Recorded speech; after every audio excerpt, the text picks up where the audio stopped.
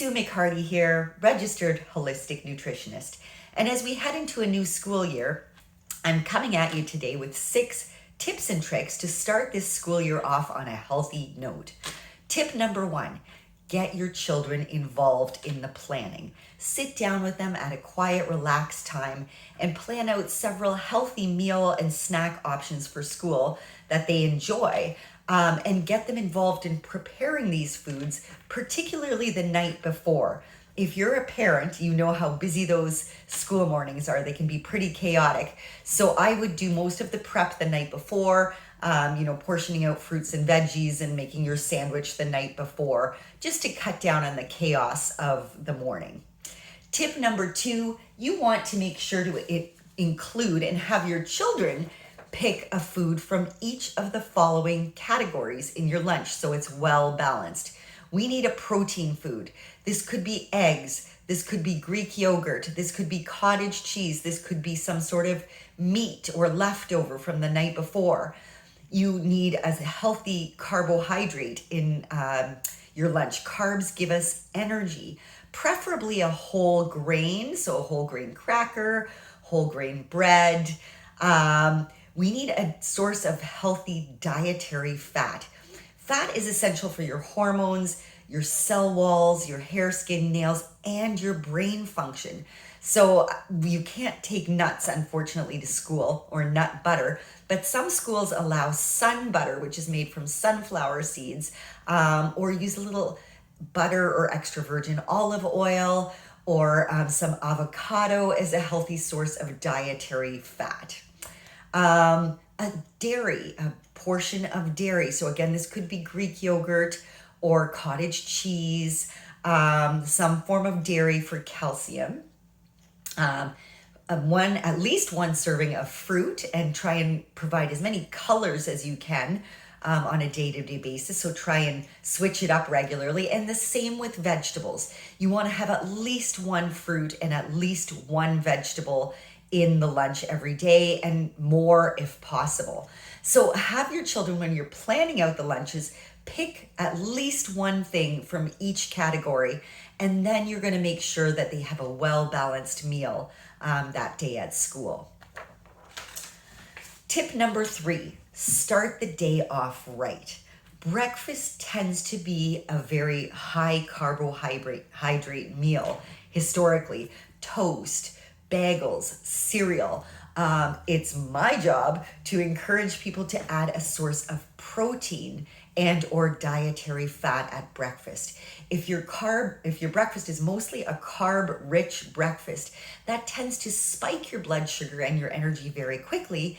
And in 1 to 2 hours, that energy gets used up and your energy comes crashing down and you feel tired, low energy.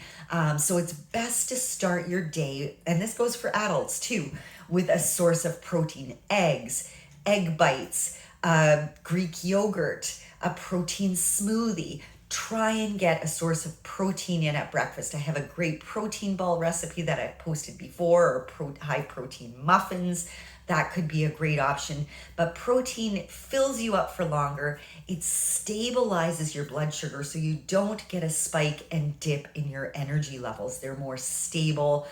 You'll have better cognition and brain function throughout the day if you incorporate protein at breakfast. So please think about that and get your kids to pick what protein source that they would like to have at breakfast. Tip number 4, I personally make it a policy, a no sugar beverage policy. Sugar in our beverages, that could be pop, but that could even be 100% fruit juice.